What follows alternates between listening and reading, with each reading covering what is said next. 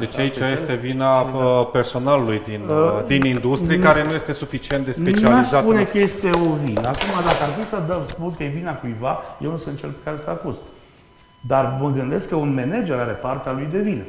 Pentru că managerul, dacă este de meserie și este foarte bun și lumea vine la el, vine la neacutare la serviciu, nu la angajații lui neacutare, el ar trebui să știe să-și controleze angajații, adică să îi supervizeze, să-i și învețe cu ocazia asta.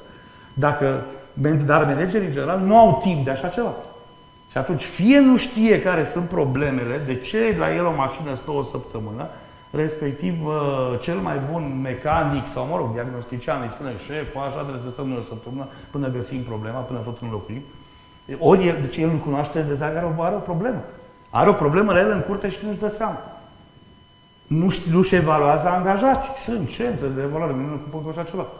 Dar se vor face centre în care probabil, să știe patronul, da, proprietarul serviciului, să știe exact nivelul angajatului lui, indiferent că acel angajat se supără sau nu. Dacă e sigur pe el, domnule, de nota 10. Eu abia aștept să apară acele centre de evaluare pe bune. Nu... Uite, dacă cea mai bună mod de a te evalua e proba de lucru. De lucru te angajezi, primești probă de lucru. Dăm o probă de asta de lucru. Bine, oricum, industria auto se confruntă cu o problemă legată de personalul specializat sau de mecanici. Foarte mulți lucrează în particular. Și atunci, numărul redus al forței de muncă pune presiune pe managerii de serviciu. Pot să deschid eu acum o clinică la negru? Nu știu, clinică de orice. O clinică, nu. Dar în industria auto se practică asta. Dar servici de ce pot? Pentru că... Mai mult, pot să deschid o afacere la negru? Păi se poate în anumite industrii posibil. De ce industrie? Că și dacă mă duc în piață să vând roșii, trebuie să plătesc o taxă acolo, să fiu înregistrat ca microproducător, nu? Da, dar poți să vinzi pe marginea drumului în fața casei și atunci e posibil să nu te ia nimeni la răspundere. Deci sunt și astfel de Deci să nu mai ia răspundere. Dacă ăla mănâncă roșia aia și moare, mai ia la răspundere cineva sau nu? Sau o dă la altcineva și ăla moare? Nu știu, o trăvit. Trebuie să identifici sursa. Deci până la urmă, a cui este vina aici? Nu este o discuție la care să-mi facă plăcere să particip, dar totul ține de siguranță, ține de safety.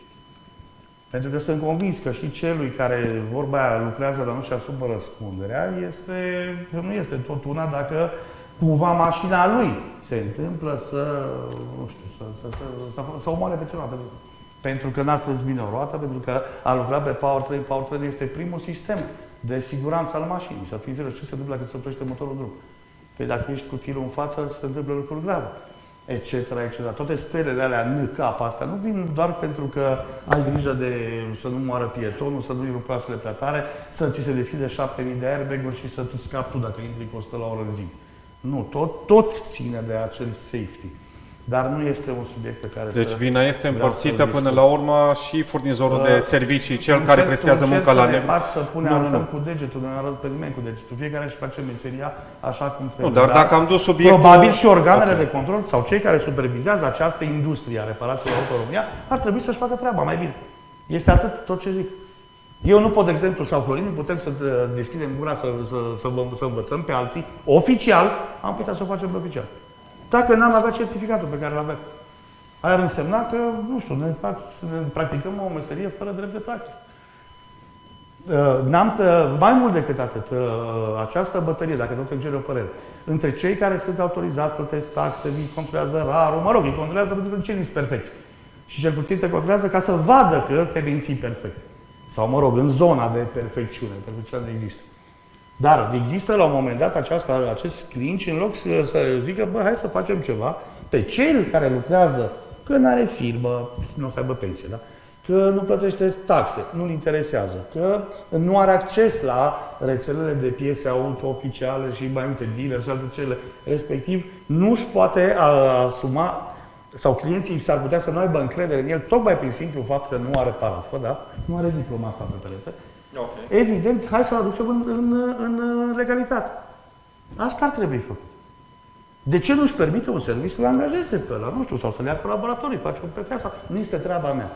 Pe noi ne interesează un singur lucru, că în serviciuri nu contează că sunt autorizate sau neautorizate. Nu asta vorbesc. Respectiv, ineficiența este mare tocmai din cauza timpilor morți pierduți cu neștiință. Neștiința care se lasă, așa cum ai spus, dăm jos, nu știu ce componente, le trimitem la alții să le verifice, ei ne spun că sunt bune, noi ne mai și nervăm. Bineînțeles, clientul o să zică, păi de ce plătesc acum? Fan curierul încolo, fan curierul încoace, uite, dă, mă rog, curieratul. De ce plătesc verificarea? Păi nu, domnule, numai așa am vrut noi să fim siguri, dar tu plătești că am vrut noi să fim siguri. Înseamnă că tu ai fost nesigur în momentul când le-ai trimis la verificat. Știi? Deci cam asta e. Și atunci pe asta insist întotdeauna și uite-te că... Deci pentru a ridica nivelul de calitate în industrie și a reduce la zero riscul de eroare în diagnosticare, este foarte necesară școlarizarea și instruirea personalului. Exact. Și nu peste tot. În